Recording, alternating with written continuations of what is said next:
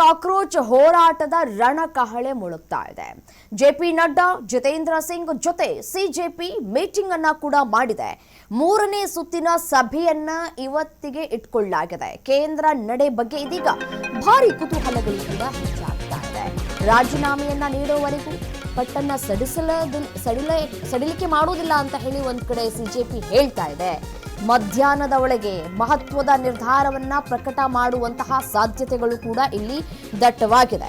ಕೊಟ್ಟಿರುವಂತಹ ಡೆಡ್ಲೈನ್ ಒಂದ್ ಕಡೆ ಆದ್ರೆ ಏನ್ ತೀರ್ಮಾನವನ್ನ ತೆಗೆದುಕೊಳ್ತಾರೆ ಪ್ರಧಾನಿ ನರೇಂದ್ರ ಮೋದಿ ಅವರು ಅನ್ನುವಂತಹದ್ದು ಇದೀಗ ಕುತೂಹಲಕ್ಕೆ ಕೂಡ ಕಾರಣವಾಗ್ತಾ ಇದೆ. ನೋಡಿ, ಸಿಜೆಪಿ ಪ್ರತಿನಿಧಿಗಳು ಪ್ರಧಾನಿ ರಾಜೀನಾಮೆಯನ್ನ ಒಂದು ಪಟ್ಟನ್ನ ಸಡಿಲಿಸ್ತಾ ಇಲ್ಲ. ಯಾವುದೇ ತಾರ್ಕಿಕ ನಿರ್ಣಯಕ್ಕೆ ಬಾರದೆ ಸಭೆ ಸದ್ಯಕ್ಕೆ ಅಂತ್ಯವಾಗಿದೆ.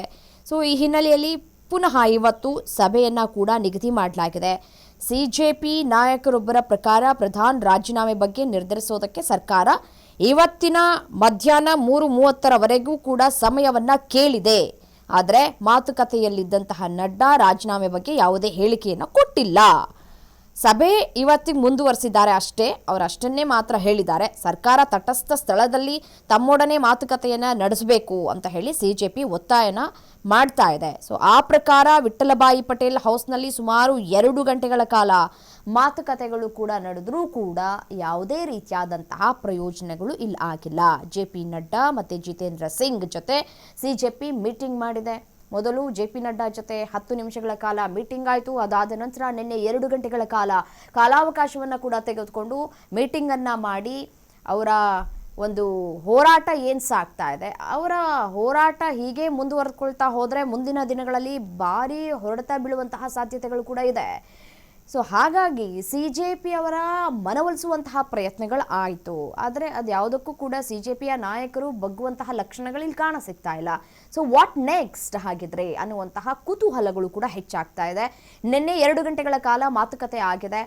ಒಂದು ಕಡೆ ವಿದ್ಯಾರ್ಥಿಗಳನ್ನು ಬಿಡುಗಡೆ ಮಾಡಬೇಕು ಮತ್ತು ಕಠಿಣ ಶಿಕ್ಷೆಗಳಾಗಬೇಕು ಅನ್ನೋದು ಈ 2 ವಿಚಾರ. ಇದರ ಜೊತೆಗೆ ಧರ್ಮೇಂದ್ರ ಪ್ರಧಾನ್ ಅವರು ರಾಜೀನಾಮೆಯನ್ನು ಕೊಡಲೇಬೇಕು ಅಂತ ಹೇಳಿ ಬಿಗಿ ಪಟ್ಟನ್ನು ಹಿಡಿದಿದೆ ಸಿಜೆಪಿ ಅವರು. ಸೊ ಹಾಗಾಗಿ ಈ ಸಿಜೆಪಿ ನಾಯಕರ ಬಿಗಿಪಟ್ಟನ್ನು ಸಡಿಲಿಕೆ ಮಾಡೋದೇ ಈ ನಾಯಕರುಗಳಿಗೆ ಅಂದರೆ ಸಚಿವರುಗಳಿಗೆ ಬಹುದೊಡ್ಡ ತಲೆನೋವಾಗಿ ಪರಿಣಮಿಸ್ತಾ ಇದೆ. ಸೊ ನಿನ್ನೆ ನಡೆದಂತಹ ಸಭೆಯಲ್ಲಿ ಧರ್ಮೇಂದ್ರ ಪ್ರಧಾನ್ ಅವರ ರಾಜೀನಾಮೆ ವಿಚಾರಕ್ಕೆ ಸಂಬಂಧಪಟ್ಟಂತೆ ಯಾವುದೇ ರೀತಿಯಾದಂತಹ ತಾರ್ಕಿಕ ಹಂತಕ್ಕೆ ತೆಗೆದುಕೊಂಡು ಹೋಗುವಂತಹ ಕೆಲಸಗಳಾಗಿಲ್ಲ. ತಟಸ್ಥ ನೀತಿಯನ್ನ ಅನುಸರಿಸ್ತಾ ಇದ್ದಾರೆ ಅನ್ನುವಂತಹ ಮಾತುಗಳು ಈಗ ಕೇಳ ಸಿಗ್ತಾ ಇದೆ. ಸೊ ಹಾಗಾಗಿ ನಿನ್ನೆ ಒಂದು ಅಂತಿಮ ಹಂತದ ತೀರ್ಮಾನವನ್ನ ತೆಗೆದುಕೊಳ್ಳದೇ ಇರುವಂತಹ ಹಿನ್ನೆಲೆಯಲ್ಲಿ ಇವತ್ತು ಸಭೆಯನ್ನ ಮುಂದೂಡಿಕೆ ಮಾಡಲಾಗಿದೆ. ಇವತ್ತು ಮಧ್ಯಾಹ್ನ 3:30 ಸಭೆಯನ್ನ ಮಾಡಿ ನೀವು ಅಂತಿಮ ನಿರ್ಧಾರವನ್ನು ತೆಗೆದುಕೊಳ್ಳಿ ಅಂತ ಕೂಡ ಸಮಯಾವಕಾಶವನ್ನು ಕೂಡ ಕೊಡಲಾಗಿದೆ. ಇನ್ ಕೇಸ್ ಏನಾದರೂ ಧರ್ಮೇಂದ್ರ ಪ್ರಧಾನ್ ಅವರು ರಾಜೀನಾಮೆಯನ್ನು ಕೊಡದೆ ಹೋದರೆ ದೇಶದಾದ್ಯಂತ ನಾವು ಹೋರಾಟವನ್ನು ಮಾಡ್ತೀವಿ. ಇದು ಸದ್ಯಕ್ಕೆ ದೆಹಲಿಗೆ ಮಾತ್ರ ಸೀಮಿತ ಆಗೋದಿಲ್ಲ. ದೇಶದಾದ್ಯಂತ ನಾವು ಹೋರಾಟವನ್ನು ಮಾಡ್ತೀವಿ, ಹೋರಾಟದ ಕಾವನ್ನು ಹೆಚ್ಚಿಸ್ತೀವಿ ಅಂತ ಹೇಳಿ ಒಂದು ಕಡೆ ವಾರ್ನಿಂಗ್ ಅನ್ನ ಕೂಡ ಪಾಸ್ ಮಾಡಿದ್ದಾರೆ. ಸೊ ವಾಟ್ ನೆಕ್ಸ್ಟ್ ಹಾಗಿದ್ರೆ ಏನು ಮಾಡಬಹುದು ಪ್ರಧಾನಿ ನರೇಂದ್ರ ಮೋದಿ ಅವರು ಅನ್ನೋದು ಸದ್ಯಕ್ಕಿರುವಂತಹ ಕುತೂಹಲ. ಆ ಕುತೂಹಲಕ್ಕೆ ಇವತ್ತು ಮಧ್ಯಾಹ್ನ 3:30 ಕೂಡ ಕಾಯಲೇಬೇಕು.